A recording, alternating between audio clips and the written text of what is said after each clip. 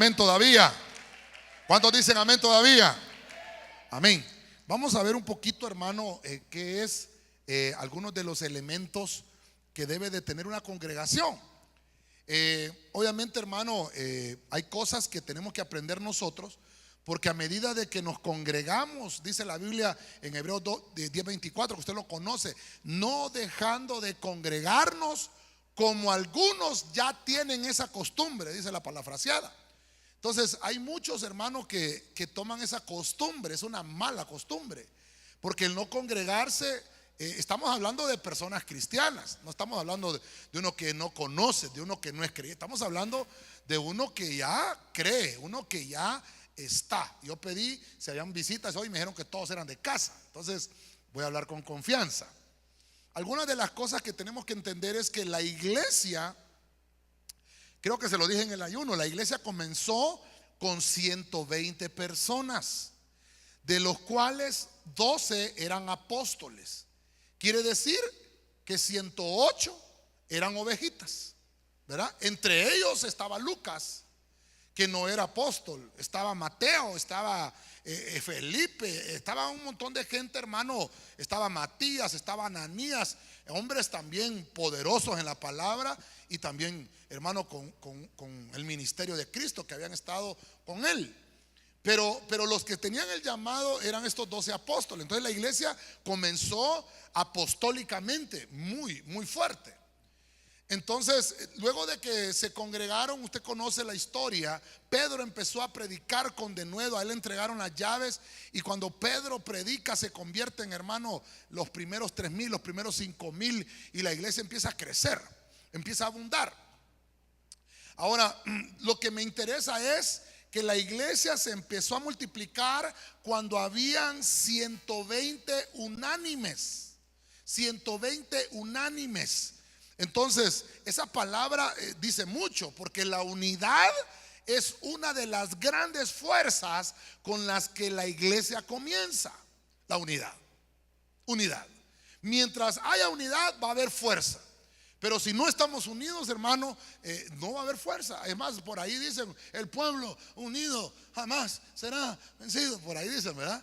Yo creo que de ahí lo sacaron, ¿verdad? De la Biblia, porque ahí lo encontramos. Ahora, quiero tratar de introducirme al tema. Hay muchos versículos que puedo leerle. Los que anotan, Mateo 16:18, cuando el Señor le dice, sobre ti edificaré esta iglesia, le dice a Pedro el Señor, ¿verdad? Hechos 2:1-3, cuando dice que cuando llegó el día de Pentecostés estaban juntos en un mismo lugar y de repente vino del cielo un ruido, dice.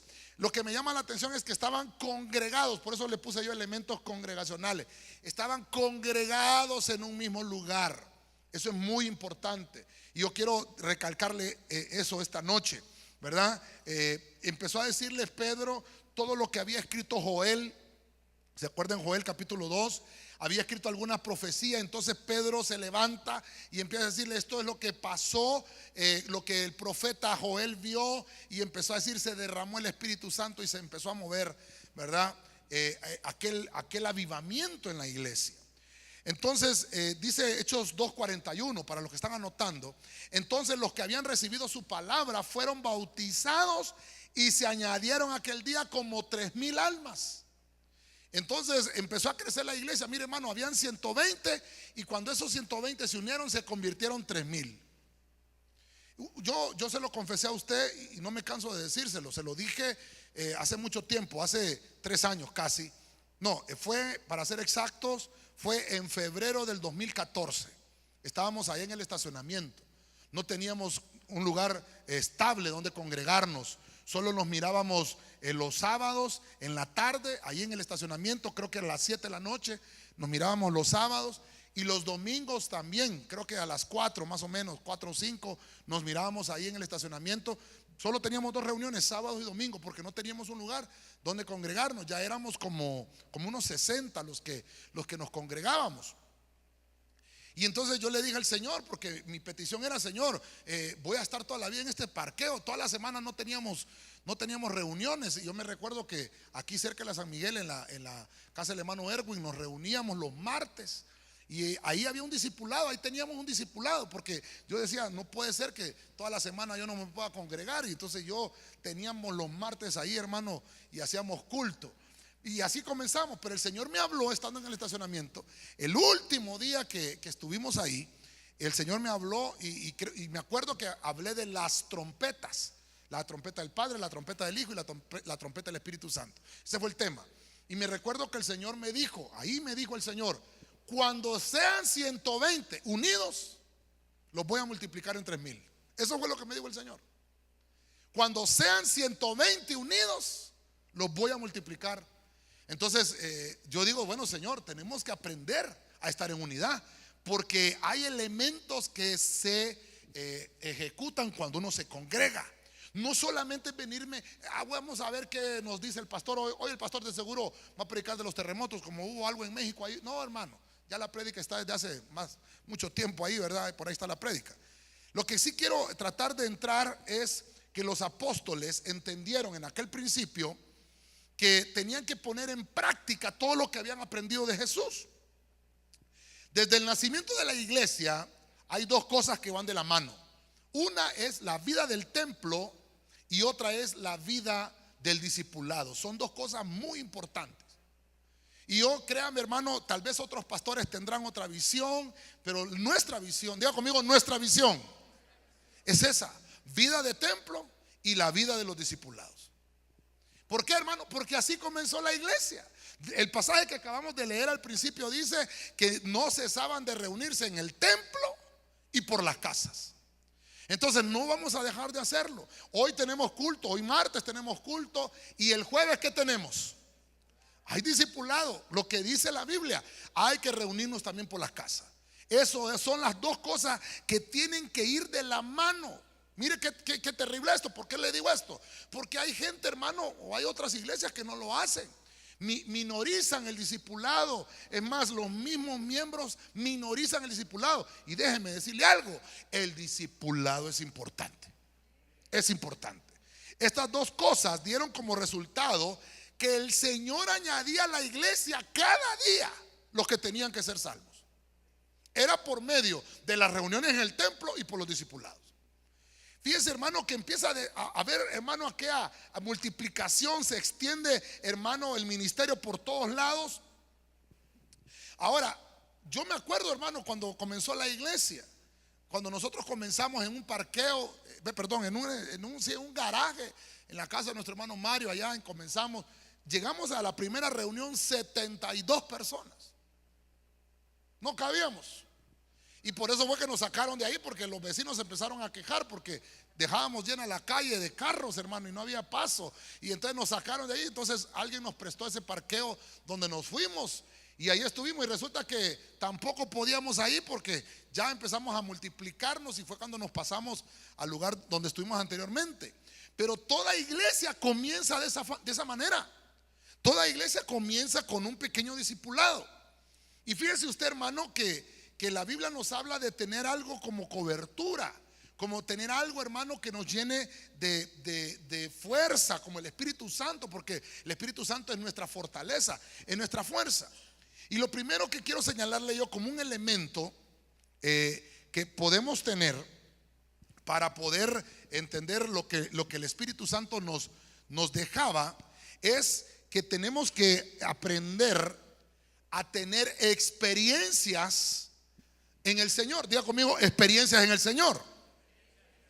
Váyase conmigo y lo voy a llevar en orden desde el capítulo 2 de los Hechos. Hechos capítulo 2 versículo 1. Experiencias. Eso es lo primero. Mire, esto es lo primero que tiene que pasar. Si no tenemos esto, mire lo que pasa aquí. Dice la Biblia: cuando llegó el día de Pentecostés, estaban todos juntos en un mismo lugar. De repente vino del cielo un ruido como el de una ráfaga de viento impetuoso que llenó toda la casa. ¿A dónde estaban ellos? En una casa, dice ahí. Entonces dice, donde estaban sentados, y se les aparecieron lenguas como de fuego que repartiéndose se posaron sobre cada uno de ellos. Todos fueron llenos del Espíritu Santo y comenzaron a hablar en otras lenguas, según el Espíritu les daba la habilidad para expresarse. Este es un versículo, hermano, que hoy en día se ha olvidado mucho. Porque yo he oído por ahí, hermano, doctrinas que están diciendo que las lenguas que se hablan en la iglesia ya no existen. Por aquel pasaje que dice, y las lenguas se acabarán. No, las lenguas se acabaron, dice, en la iglesia primitiva. Momento. Las lenguas dicen, son aprendidas. Momento. ¿Qué dice la Biblia? Dice que el Espíritu les daba que hablasen. Y yo me recuerdo de un pastor, hermano, que muy famoso, empezó a predicar en contra de esto, hermano. Y yo le conté, creo que el domingo también, ¿verdad? Ahí en Argentina, él es un pastor mexicano, pero en Argentina el Espíritu Santo, hermano, lo llenó. O sea que no estaba lleno. Y empezó a hablar en lenguas. Y entonces ahora cambió su prédica, porque ahora el Espíritu Santo lo llenó. Entonces, hermano, no se ponga a pelear con alguien cuando no crea lo que usted ya le fue revelado. Deje que sea el Espíritu Santo. Él es el que nos convence de justicia, de pecado y de juicio. Amén. ¿Cuántos dicen amén a eso? Dele palmas al Señor. Amén. A su nombre. A su nombre. Y ahora ese pastor allá anda predicando lenguas, imagínese usted. Entonces, cuando hay alguien que no entiende esto, tiene que haber experiencia. Por eso le digo yo, si usted va a criticar un ministerio, si usted va a criticar un ministro, primero, momento, si usted no ha tenido la experiencia, no lo critique, porque no entendemos lo que está pasando. Hay gente que critica que, ponen la mano y cae, ¿qué es eso? Y dicen, no hay Biblia. Sí hay Biblia, pasa que no la han leído. ¿Qué es eso que hablan lenguas? Es que todavía él no habla lenguas. Y una de las cosas, hermano, que le quiero mencionar también es que Apolos, mire, Apolos era apóstol. Y apóstol, hermano, de Corinto, era el pastor también. Y dice la Biblia que predicaba de una manera poderosa. Pero dice que, hermano, le preguntaron a Apolo, ¿está lleno del Espíritu Santo? ¿Qué es eso? Tenía 20 años de evangelio, Apolos, y no tenía la llenura. Entonces, uno de los primeros elementos que tiene que tener una congregación son experiencias en el Espíritu, experiencias en Dios, experiencias en el Señor. Tiene que haber visiones, tiene que haber manifestación de los dones del Espíritu Santo. Tiene que haber palabra de profecía, tiene que haber palabra de ciencia, tiene que haber palabra de sabiduría, interpretación de lengua, diversos géneros de lengua, fe, milagros. Amén. Hay discernimiento de espíritus, tienen que moverse. Pero cuando una iglesia no tiene ese movimiento, hermano, es una iglesia que está fría. Entonces ese elemento congregacional de tener experiencia con el Espíritu no hay. Hay gente, hermano, que no le gusta, dice, es más, por esa palabra Pentecostés nació ¿cómo se llama? ¿Cómo le decimos, hermano? La corriente evangélica de pentecostales, ¿verdad? Pentecostales, dice 5 costales. Pentecostales. Pero la verdad es que Pentecostés no quiere decir hablar lenguas. Pentecostés no quiere decir que hay movimiento, que hay avivamiento. Pentecostés era una fiesta judía. Obviamente Pentecostés quiere decir 50. Eso es lo que quiere decir. Obviamente se celebraba 50 días después de la Pascua. Por eso se llamaba la fiesta del Pentecostés. Entonces, ¿qué pasa con los que son pentecostés? Si no estoy hablando de ellos, solo estoy tratando de mostrarle la experiencia. Los pentecostés se quedaron solamente con hablar lenguas. Y lo demás, vamos a ver los siguientes elementos. Y los demás elementos. Entonces, por eso hay unos que solo creen en una cosa y se dedican a esa cosa. Hay otros, hermanos, que solo son de bautismo. Solo bautismo. Y son bautistas, solo bautismo. Y se enfocan solo en un lado de la doctrina. Hay que estudiar todos los aditamentos, todos los elementos congregacionales que nos dejó el Señor en la Biblia.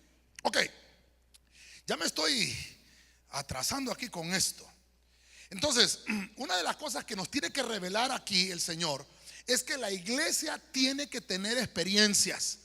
Son representadas esas experiencias, hermano, a través de vivencia, testimonio de lo que Dios hace en nosotros. No puede ser, hermano, que estemos congregados y que aquí usted me diga: pastor, yo tengo los 3 años que usted tiene de estar aquí predicando.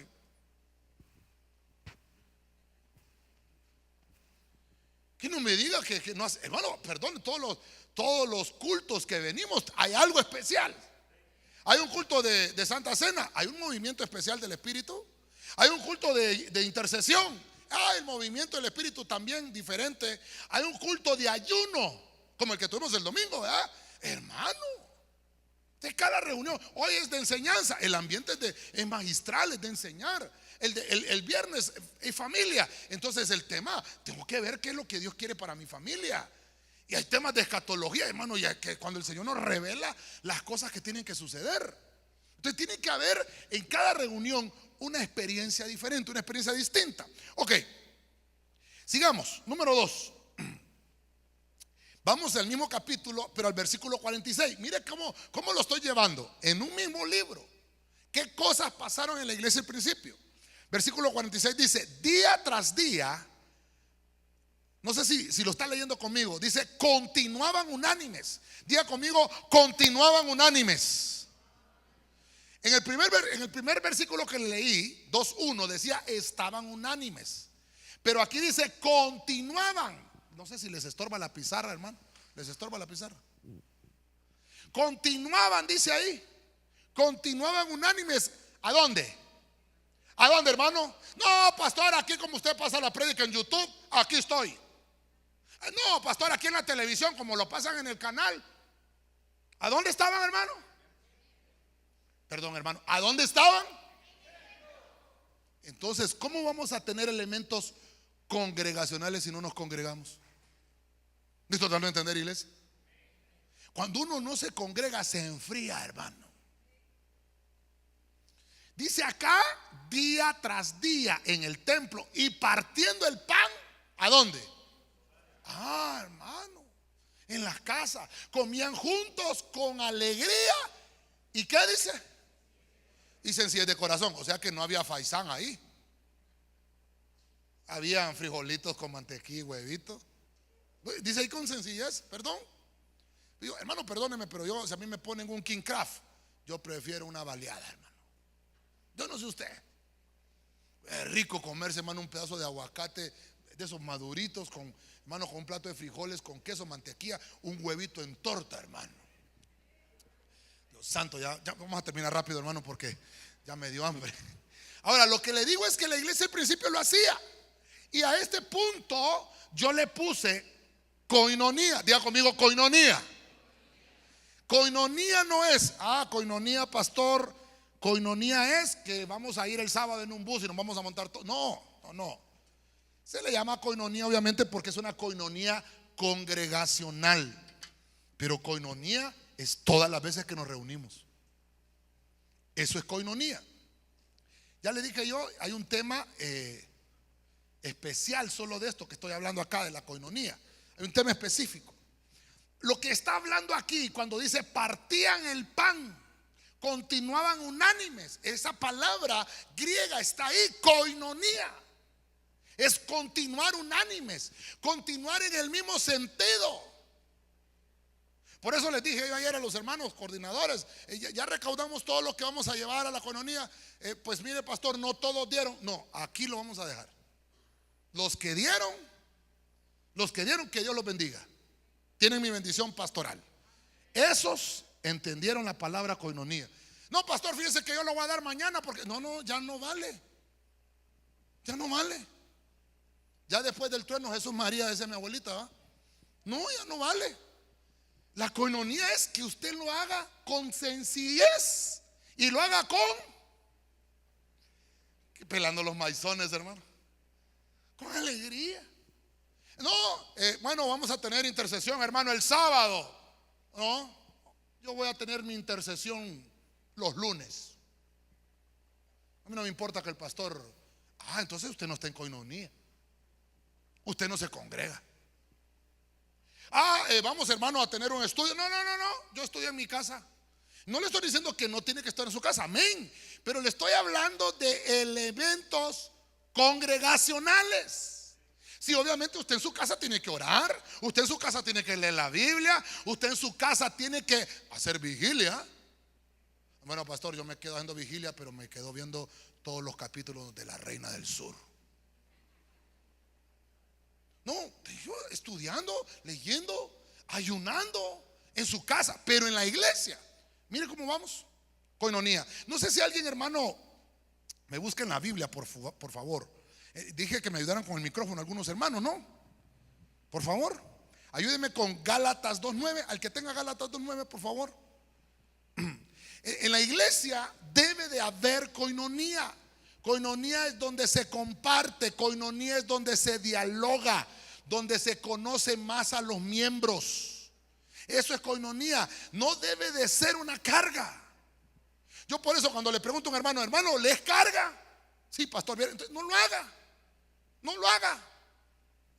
Yo a veces les delego tareas a hermanos y les digo, hermano, usted va a hacer esto. ¿Lo puede hacer? No, sí, pastor, lo puede hacer. Pero cuando ya lo están haciendo es carga. Entonces de repente yo veo que no están produciendo, hermano, el servicio como debe de ser. Entonces yo le digo, hermano, ¿sabe qué? Suéltelo. Es una carga para usted. No, pastor, mire, no quiera quedar bien conmigo. Si es una carga, no está funcionando, porque tiene que ser coinonía. ¿Qué dice, hermano? Amén. Y cuando percibieron la gracia que me había sido dada, Jacobo, Pedro y Juan, quienes tenían reputación de ser columnas, nos dieron a Bernabé y a mí la mano derecha en señal de compañerismo, para que nosotros fuésemos a los gentiles y ellos de la circuncisión. ¿Qué palabra tiene usted ahí como que le entienda lo que dice coinonía? Compañerismo. Se le acercaron otros. Mire cuántos nombres hay en ese versículo. Se le acercó Juan, se le acercó Jacob. Dice columnas. Entonces, si usted quiere llegar a ser columna, tiene que congregarse. ¿Aló? Yo, mire, hermano, mejor no lo digo. Iba a decirlo, pero no lo dijo. Mejor aquí nomás. La palabra coinonía significa comunión.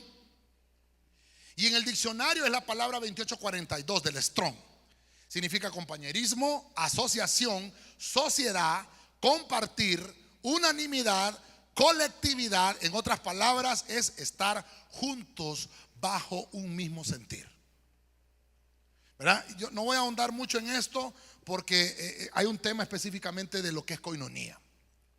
Ahora, esa palabra hacer el bien, que también lo encontramos en algunos versículos, es también coinonía. Porque yo le digo a usted, hermano, cuando nosotros tengamos este tiempo que tenemos en familia y que vamos a divertirnos, es hacer el bien. No, fíjese que después de la coinonía, pastor, tuve un pleito con aquel hermano, entonces no hizo coinonía. Congregarse, mire, hermano, congregarse, imagínense que, yo me recuerdo, hermano. Yo me recuerdo en una iglesia que estaba yo, hermano, allá por Júpiter. Que mire, hermano, veníamos a la iglesia y oíamos al pastor predicar. Teníamos una reunión de líderes y primero se tiraba una enseñanza. Y ya después la reunión de líderes. Y hermano, ya el tiempo se iba, hermano. Teníamos tal, y no estoy diciendo que esté malo. Y fíjese, íbamos a una coinonía, hermano, y a predicarnos a un monte iba. Y digo yo, si nos venimos de congregar en 4 paredes a oírlo y de ahora vamos a un monte, ¿cuál es la coinonía? Si usted se ha fijado con nosotros, vamos a la coinonía. Yo le digo, hermano, ni me busque como pastor, porque yo soy una ovejita igual que usted. Allá vamos a todos a disfrutar. Eso es tener un elemento congregacional. Y por eso yo les hago el énfasis, hermano, y perdone que ya llevo 8 coinonías diciéndole lo mismo. No es una actividad de lucro. Hermano, yo no sé, no levante la mano, levante la uña del pie izquierdo. De la iglesia donde viene usted, ¿cuántos pollos vendía? ¿Cuántas hamburguesas vendía? ¿Cuántos tamales vendía? ¿Cuántos sorteos vendía? ¿Cuántos puyipaga? ¿Cuántas sopas de mondongo? Ahora la pregunta, ¿Cuántas le hemos puesto de eso aquí? Nada de eso. Solamente le estoy diciendo, hermano, 2 veces al año vamos a una coinonía. Apartemos el tiempo. ¿Sabe qué? Hagamos cumplir la palabra. Porque la palabra dice, continuaban. Unánimes, hermano. Dele palabra de palmas al Señor. Dele fuertes esas palmas al Rey. Amén. A su nombre. Ok, me voy a salir de ahí porque ya mire que me volteó a ver así como raro usted, ¿verdad? Número 3. ¿Qué debe de haber un elemento en la iglesia? Hechos 2:47. Mire lo que sigue diciendo el versículo. Alabando ¿a quién? A Dios. No dice alabando al pastor. Porque hay un corito, hermano, que hasta han hecho corito. Pastor, qué bueno es el pastor. Y cuando es el día del pastor, pastor. No, ¿a quién hay que alabar? Dios, hermano. Y hallando favor con todo el pueblo. Y el Señor, mire entonces, punto y seguido. Y el Señor añadía cada día al número de ellos. Yo tengo subrayado aquí los que iban siendo. Hermano. Entonces mire qué elemento está. Mire, le voy a decir algo, hermano. Le voy a decir algo que escuché hace, creo yo que, vamos a ver, más o menos unos 17 años. Un elemento que tiene que existir en la iglesia se llama crecimiento. Lo escuché hace como 17 años. Una iglesia por lo menos tiene que crecer con los hijos que le nazcan a los hermanos. Hermano, perdóneme, ¿sí o no? Por lo menos llegaron, hermano, perdóneme, llegaron 4 matrimonios a la iglesia. 4 matrimonios. Por lo menos en un año, por lo menos, seamos un poquito más tolerantes, por lo menos en 2 años, de esos 4 matrimonios son 8 personas. Por lo menos tuvieron que haber nacido 2 niños. Entonces, por lo menos de los 8, tuvo que haberse multiplicado a 10. Digo yo, por lo menos. Y eso es crecimiento, lento, pero crece. Pero hermano, pero cuando en una iglesia no hay crecimiento, lo que dice aquí la Biblia, entonces no se alaba a Dios. Porque dice aquí, alababan a Dios, hallaban el favor ¿de quién? Del Señor. No dice del pueblo. Y entonces el Señor, ahí metió las manos del Señor. Entonces el Señor es el que añadía. ¿Y quién es el que añade? ¿Quién es el que añade? Dios, hermano. Dígale al hermano que está en la par. Dios es el que añade. No somos los hombres. Dios es el que añade. Entonces mire, le voy a contar algo. Yo siempre me pongo a revisar los estatus de la iglesia, cómo estamos, el crecimiento. Y nosotros tenemos un crecimiento, por lo menos, hermano. Mire, le puedo decir cuánto es el crecimiento trimestral, pero mensual nosotros tenemos un crecimiento de un 5%. Mensual. Desde que empezamos hace 3 años tenemos un crecimiento de un 5%. Y obviamente todo va creciendo relativamente, ¿verdad? Si así como estamos ahorita estuviéramos donde comenzamos, no cupiéramos, no estuviéramos cómodos, porque ya se creció. Entonces estamos teniendo un crecimiento. Pero me llama la atención aquí los 2 elementos que le quiero mencionar: alabar a Dios y hallar favor con el pueblo. Una de las cosas es, si usted alaba a Dios, es venir a cantarle a Dios aquí. Es venirle a cantar a Dios, no venirle a cantar a los hombres, ni venirle a cantar a los hermanos. Hermano, y hay unos coritos que le echan tierra a los hermanos. Yo no sé cuántos han oído aquel corito que dice: este pueblo no te quiere oír, Señor, no te quiere oír. Es alabanza eso. ¿Y sabe cómo dice el corito? El que quiere oír, que te oiga, y el que no te oiga, y el que tiene, oiga, y el que no. Perdón, hermano, por eso es que no hay crecimiento en esas iglesias, hermano. Hermano, qué terrible, hermano. Sí, ¿cómo venimos a cantarle al hermano para darle duro? Yo encontré en el internet aquel eso se lo mandé, ¿se recuerda? A escondidas del pastor, cantándole a los hermanos que a escondidas se va a pecar. Eso no edifica, hermano. ¿Y cuál era el otro que le decía? Quítate la chancleta, abandona ya el pecado, cantándole al hermano. Si la Biblia lo que dice que un elemento, perdóneme hermano, un elemento congregacional es alabar a Dios, crecimiento. Tiene que haber crecimiento, pero ¿cuándo? Cuando hemos entendido que alabamos a Dios. Hay coros, hermano, que obviamente no son para alabar a Dios. Hay coros, hermano, para ministrar, por decirlo de una manera. Hay coros que sirven específicamente para ministrar, pero hay otros que no, que son para alabar específicamente a Dios. ¿Con qué coro podemos alabar a Dios? ¿Con qué coro? Ayúdenme ustedes, hermano, ustedes ya son expertos en alabanza. ¿Con qué coro podemos alabar a Dios? Usted le está diciendo al hermano, vamos a alabar al Señor. Alabar al Señor es cantar las proezas. Por ejemplo, echó a la mar los carros del faraón. Yo estoy alabando porque estoy cantando una proeza que hizo Dios. Eso es alabar. Pero si quiero adorar, es que yo se lo he explicado muchas veces, hermano. Adorar es cantarle a Dios por lo que Él es. Por ejemplo, Él es hermoso, Él es maravilloso, Él es santo. Entonces cuando yo tengo esos aditamentos, estoy adorándolo. Son dos cosas distintas, alabar y adorar. Por ejemplo, cuando digo santo, mi corazón se une, ahí estoy adorándolo a Él, porque le estoy diciendo lo que Él es santo. O le digo, hermoso eres mi Señor, estoy cantándole a Él. Pero a veces ni sabemos. Cuando no sabemos, la iglesia no tiene crecimiento.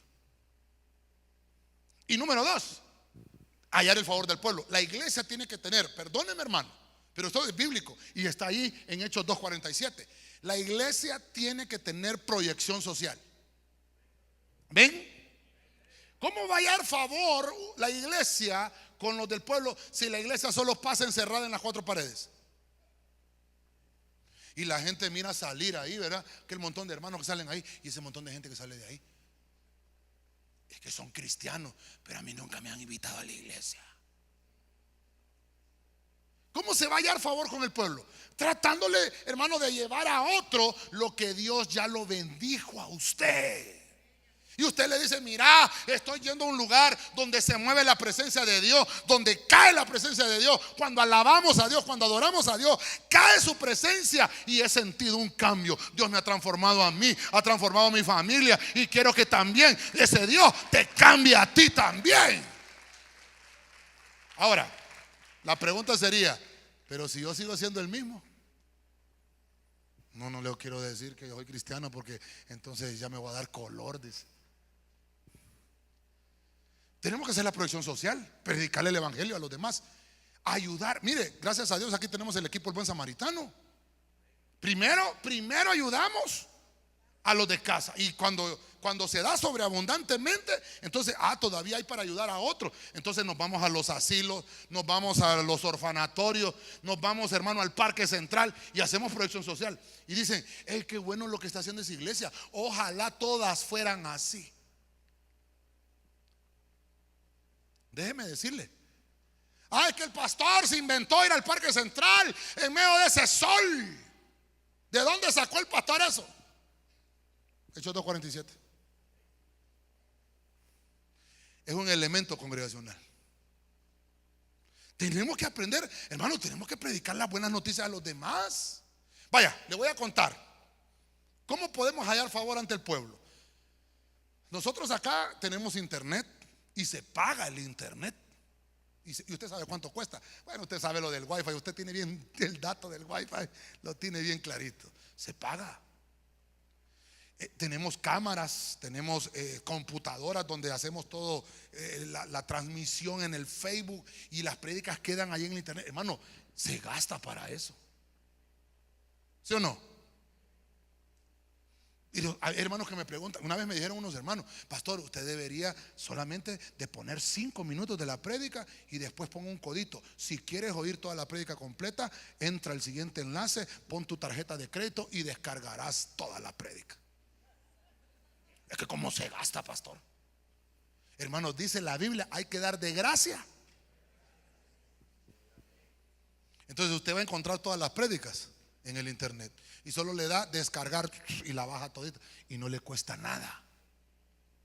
Pero que se gasta, se gasta.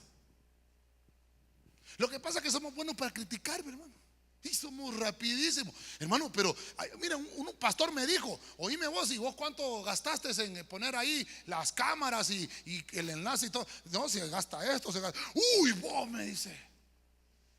No, le digo, es que depende cómo es su visión. Hermano, Jesucristo, ¿qué hacía? Vámonos a la iglesia. ¿Qué hizo Jesucristo para enseñarle a los discípulos? Dice que agarraba barcos y se iba al mar de Galilea. Andaba hermano, caminando. Agarraban burros, agarraban mulas, qué sé yo. Se montaban, hermano, y llegaban a las ciudades. Iban a Jerusalén, iban a todos lados. ¿Sí o no? ¿Trabajaban? No trabajaban, hablando materialmente, pero espiritualmente era un trabajo. ¿Y cómo cree que se movían? Dicen que era Judas el que era uno de los 12 que siguió. Judas andaba a la bolsa, porque habían 5 mujeres. Díganme las mujeres. Los eruditos que escribieron esos comentarios dicen que esas 5 mujeres que mantenían el ministerio de Cristo eran las 5 Marías. Así dicen los comentarios bíblicos. Mantenían el ministerio de Cristo. Entonces, por eso Cristo dijo: dad de gracia lo que de gracia recibiste. ¿Sabe qué? Lo leímos el domingo en el ayuno, cuando el Señor sana a aquel leproso. El leproso, hermano, alegre. Y entonces viene el Señor y le dice: ¿sabes qué? No le digas nada a nadie que yo hice esta sanidad. Ve y preséntate con el sacerdote y da la ofrenda que corresponde. Lo leyó conmigo el domingo, ¿verdad? ¿Y qué fue a hacer el leproso? Hermano, lo que Dios le dijo. Hermano, perdóneme, hasta me voy a quitar los antiguos. Una persona enferma, ¿cuánto gasta en medicamento? Bueno, dicen que los negocio fijo es las farmacias y los estancos. No es que le estoy dando tips, ya que va a poner un estanco, pongo una farmacia. Pero, hermano, los estancos y las farmacias se venden, hermano, a toda hora. Ahora, la pregunta es: ¿cuánto gasta cuando alguien se enferma? El doctor solo le dice: mire, va a comprar este medicamento. Y cuando usted llega a la farmacia, vale 1,000. Ay, Dios de la gloria, dice usted. Es caro. Y a veces le dice: mire, tiene que comprar tanto a dosis. Y hermano, carísimo. No, tiene que irse a hacer esta radiografía, tiene que ir a no sé qué. Gasta dinero, ¿sí o no, hermano? ¿Y por qué cuando Dios nos ha sanado no le agradecemos al Señor? Hasta uno se agachó como Matrix ahorita, ¿eh? Pasó el ladrillo por ahí, cerquita. El Señor le dijo a este paralítico, a este leproso, perdón, estaba haciendo proyección social.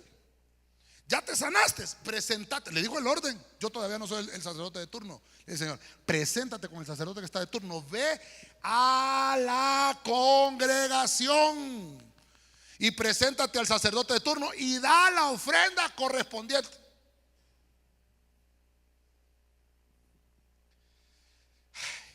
Voy a continuar porque iba a decir otra cosa, hermano, y mejor. Lucas, para los que apuntan, no sé si alguien tiene Lucas 19, que me lo lea. No lo traigo acá, lo estaba poniendo ahorita acá. Lucas 19, del versículo, búsqueme el versículo donde dice: Zaqueo, date prisa porque hoy debo de quedarme en tu casa. 19, ¿cuál es, el 4 o el 3? ¿Quién lo tiene? Lucas. Cuando Cristo le dice: bájate de ahí, Zaqueo. Ajá, léamelo, hermano. ¿Qué versículo es? Lucas 19:5. El 5. Vamos a ver, ¿qué dice? Cuando Jesús llegó a aquel lugar, mirando hacia arriba, le vio y le dijo: Zaqueo, date prisa, desciende, porque hoy es necesario que pose yo en tu casa. Entonces mire lo que le voy a decir ahora. Hay gente por ahí que dice: no, hombre, ¿qué es eso que uno tiene que andarse congregando en las casas? Eso no es bíblico. Uno tiene que ir a la iglesia. Hay que ponerle el equilibrio a esto. ¿Y qué hacemos con Zaqueo? El mismo Jesús le dijo: hey, chaparrito, bájate de ahí, me es necesario. Y le estoy poniendo un ejemplo. Y a la casa de ¿quién fue? De Jairo. ¿No fue a sanar la hija de Jairo? Estaba muerta. ¿No fue a la casa de Jairo? ¿Sí? Fue a la casa de Zaqueo. Dice que fue a la casa de aquel fariseo, a la casa de un publicano, dice la Biblia. En Mateo encontramos 8 casas. Solo en Mateo hay 8 casas, que no es el tema, ¿verdad? Pero en Mateo hay 8 casas que Jesús visitó. Mas sin embargo, Mateo capítulo 5 habla de que Cristo le está hablando en el monte, y llama el monte de la bienaventuranza, y le está predicando a 5,000 gentes. Vuelvo al principio. La iglesia empezó con experiencias en las casas y en el templo. Entonces yo en mi casa tengo que tener un altar, hermano. La pregunta sería: ¿qué cosa oímos en la casa?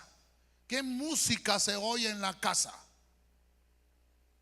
¿Qué oímos? Porque tenemos que tener experiencia, tenemos que tener koinonía y tenemos que tener crecimiento. ¡Ay, Dios santo! Y se me fue el tiempo, hermano. Número 4, rápidamente. Dios mío, Padre Santo. Hechos 5:42. Y todos los días, diga conmigo, todos los días. Ah, no, hermano, ¿te parece que todavía está en ayuno? Hoy es el equipo A nada más que estaba en ayuno. Diga conmigo, todos los días. En el templo, oiga, y de casa en casa, no cesaban de qué, de enseñar y de predicar. ¿A quién? A Jesús como el Cristo. Otro elemento que tiene que haber. Ah, mire qué interesante. Estamos llevando estos elementos en orden. Recuerde eso. Entonces, tiene que haber, mire hermano, mire qué importante es esto. Yo quiero que usted se pese esta noche. No cesaban, la iglesia del principio no cesaban todos los días. ¿De qué, hermano? Primero, enseñar.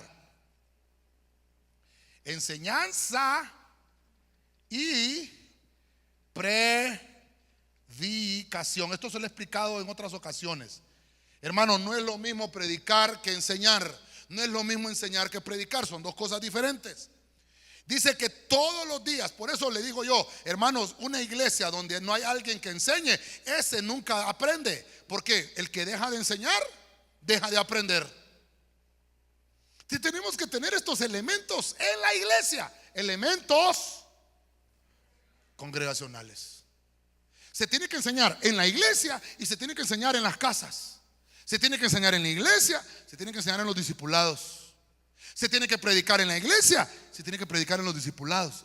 Ok, para los que me dicen, bueno, pastor, ¿cuál es la diferencia? Mire, le voy a dar las palabras. La palabra enseñanza viene del griego didasco. Es la 1321 del Strong. El significado es mantener un discurso con otros. Eso dice el diccionario, con el objetivo de instruirlos. Comunicar un mensaje para sacar a una persona de la ignorancia. Eso es enseñanza. Mi pueblo perece por falta de predicación. No, ¿verdad? ¿Por falta de qué? De conocimiento. ¿Dónde se traslada el conocimiento? En la enseñanza. En la enseñanza. Entonces, un elemento importante que usted debe de pesar, si en la iglesia que usted se está congregando hay enseñanza. Mire cómo vamos en orden. Primero tuvo que haber experiencia, después tuvo que haber koinonía. Hay crecimiento. Ah, creció la iglesia. Si viera, pastor, qué bonita está la iglesia. ¿Hay enseñanza ahí? Fíjese que no. Ah, entonces estos se quedaron en el paso 3. Pero estamos yendo, mire cómo dice 5:42 ya de los hechos. Eso es enseñanza. Ahora, ¿qué es una prédica? Prédica viene de la palabra evangelizo. Es la del griego 2097. Significa, evangelizar significa buenas nuevas. Significa buenas noticias.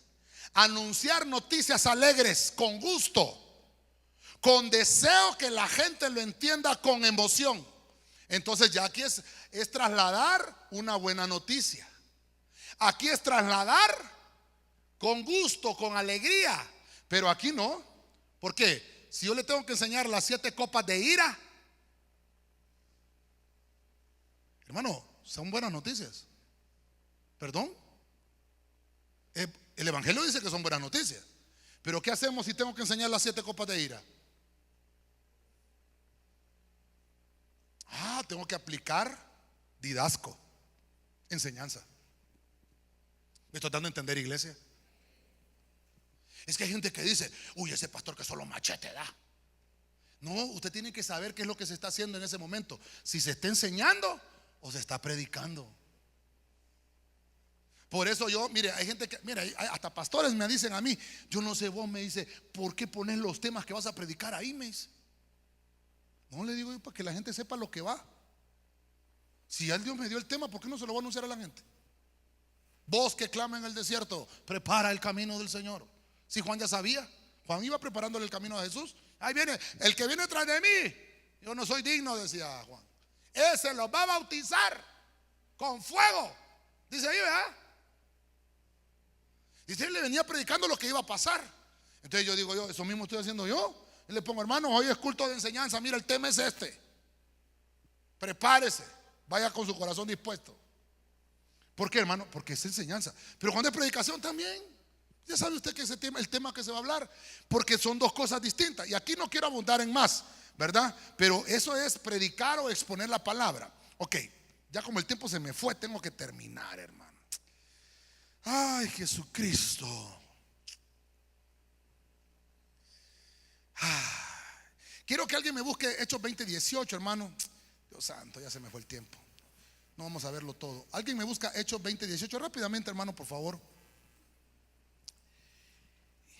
Y cuando lo tenga ahí me dice amén, para que el hermano se acerque. ¿Lo tiene, hermanito? Léalo. Amén. Cuando vinieron a él, les dijo: vosotros sabéis cómo me he comportado entre vosotros todo el tiempo, desde el primer día que entré en Asia, Léalo hasta el versículo 20, hermano. sirviendo al Señor con toda humildad y con muchas lágrimas y pruebas que me he venido por las acechanzas de los judíos. Y como nada que fuese útil, he rehuido de anunciaros y enseñaros públicamente y por las casas. Oiga lo que dice: anunciaros públicamente. ¿Y por dónde? Y por las casas. Mire, hermano, mire esto. Yo le digo, un hermano me escribió por el Facebook: pastor, yo tengo don de sanidad. Usted solo dígame por quién tengo que orar y ahorita mismo oro y se sana. Yo tengo el don de sanidad. Y yo lo primero que le pregunté: ¿quién lo cubre? ¿Por qué, hermano? Porque si usted se congrega, alguien lo cubre. Amén. No, yo soy misionero. ¿Cómo así? No, yo ando de misión en misión. Sí, pero ¿quién nos manda? No, el Espíritu Santo. Como la Biblia dice que el Espíritu Santo lo va a llevar como el viento. Él no sabe para dónde va, si para aquí o para... No, momento. Le estoy hablando de elementos congregacionales. Tiene que ser enviado. Y si tiene don de sanidad, ¿por qué no se va al hospital? Ahora por un montón de enfermos que hay ahí. No, es que como ahí no se puede recoger ofrenda. Entonces volvemos a lo mismo. El crecimiento lo produce la proyección social. Que a encontrar favor con los del pueblo, entonces viene Dios y añade crecimiento. Pero si yo no encuentro, hermano, si yo no hay imagínense que yo sea malhumorado, hermano, y que me echa encima a todo el mundo. Yo me acuerdo una vez, el año pasado, que fui a predicar a Vica Televisión. Fui a predicar ahí, hermano, y me invitaron para hablar del Halloween. Porque si usted no lo cree, hermano, hay cristianos que celebran Halloween. Hasta se visten, hermano, de Halloween. El pastor, hermano, ponen calabazas en el púlpito. Entonces yo, hermano, yo no fui a echarle tierra a nadie. Yo fui a leer la Biblia.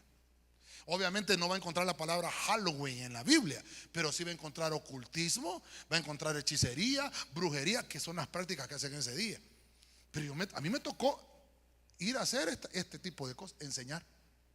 Y es difícil, hermano, es difícil. Porque cuando yo me salí del set y me dijo uno de los hombres, el hombre dijo ahí, va, sí, es que los pastores le ponen miedo a la gente. Yo siempre voy a celebrar el Halloween, dijo.